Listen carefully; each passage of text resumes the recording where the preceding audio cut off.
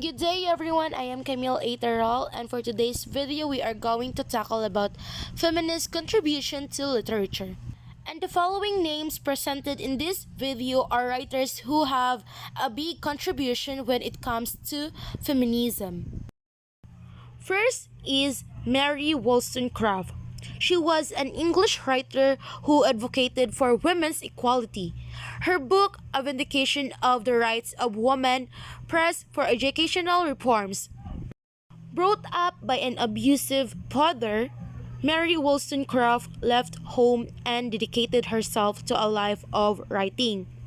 While working as a translator to Joseph Johnson, a publisher of radical texts, she published her most famous work, A Vindication of the Rights of Women.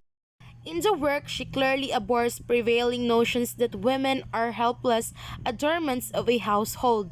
Instead, she states that society breeds gentle domestic brutes and that a confined existence makes women prostrated and transforms them into tyrants over their children and servants.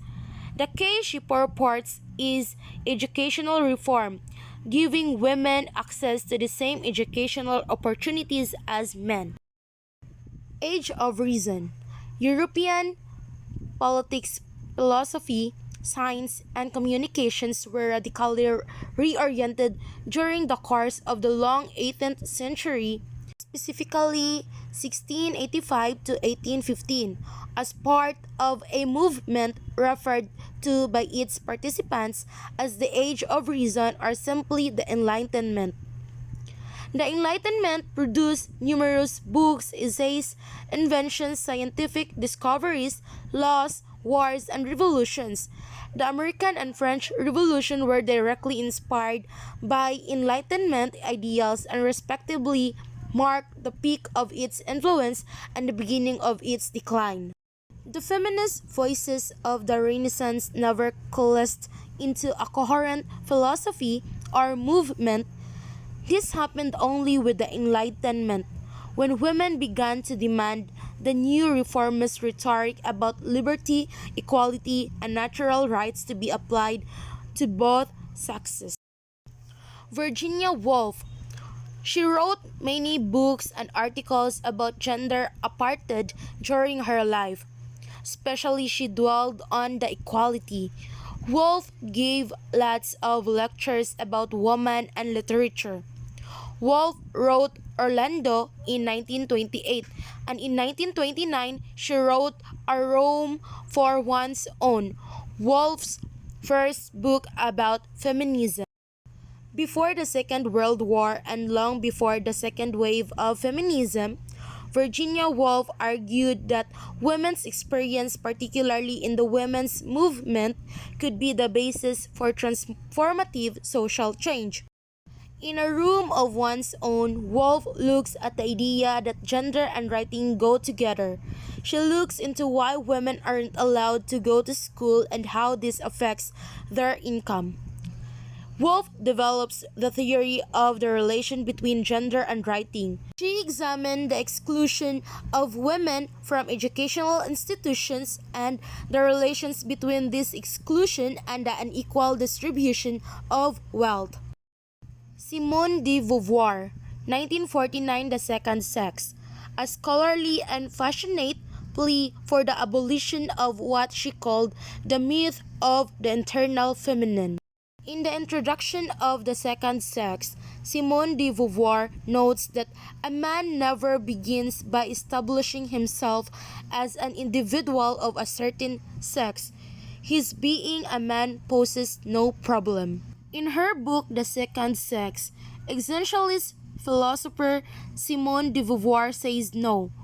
They become women through a largely male social construct of what feminine beauty should be, and that this ideal of femininity constrains women, ignoring their intellect and talents.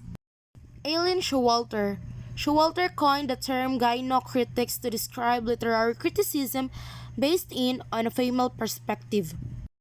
Gynocriticism is the study of women's writing. The term gynocritics was coined by Aileen Showalter in 1979 to refer to a form of feminist literary criticism that is concerned with women as writers. According to Aileen Showalter, gynocritics is the study of not only the female as a gender status but also the internalized consciousness of the female. Helene Sextus introduced by Helene Sextus in her essay The Love of the Medusa, a creature feminine refers to a uniquely feminine style of writing characterized by disruptions in the text, such as gaps, silences, puns, new images, and so on. Like other post-structuralist feminist theories, Sextus believes that our sexuality is directly tied to how we communicate in society. In response to this theory, Sextus urges women to become more dominant in the field of literature by using their sexuality. When women, historically limited to being sexual objects for men, have been prevented from expressing their sexuality in itself or for themselves. Judith Pamela Butler. She is an American philosopher and gender theorist whose work has influenced political philosophy, ethics, and the fields of third wave feminism, queer theory, and literary theory. Butler believes that feminists should not try to define women, and she also believed that feminists should focus on providing an account of how power functions and shapes our understandings of womanhood not only in the society at large but also within the feminist movement. Gender Trouble, Feminism and the Subversion of Identity is a book by the philosopher Judith Butler in which the author argues that gender is a kind of improvised performance. In this best known work of her, Butler built upon the familiar cultural theoretic assumption that gender is socially constructed rather than innate and that conventional notions of gender and sexuality serve to perpetuate the traditional domination of women by men and to justify the oppression of homosexuals and transgender persons. That's all for today. Thank you for listening.